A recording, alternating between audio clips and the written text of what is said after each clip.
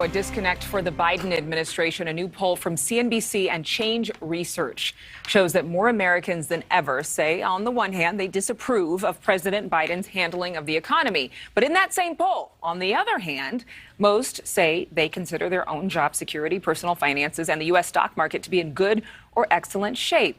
Niall Stanage, White House columnist for The Hill, joins me now to explain all this. Niall, okay, it appears from this latest data, people separate their own economic success from the role the president has in leading the country's economy. Despite the record inflation, the White House has claimed credit for a banner year economically. But why aren't Americans acknowledging that the two go hand in hand?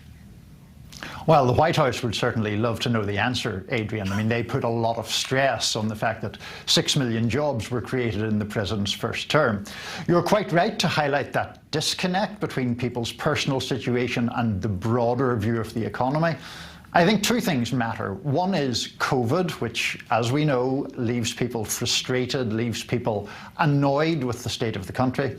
And the other one is inflation. And you and I have spoken about that before. Inflation hits people in such an immediate way when they're getting their groceries, when they're filling their car up with gas, that they might think that their own job situation is fine. But if you're seeing prices tick up all the time, that's a problem. Yeah, and I just don't think that most Americans think that really the president has any role in their personal success until it hits something like supply chain issues, which is our favorite hashtag of 2021. Okay, 4.5 million Americans, Niall, as you know, quit their jobs in November. 64% say in this poll that their job security is in good or excellent shape. Of course, again, why do more than half of Americans think the job market is doing so badly if they're very happy now or in excellent or good shape with their own personal profession?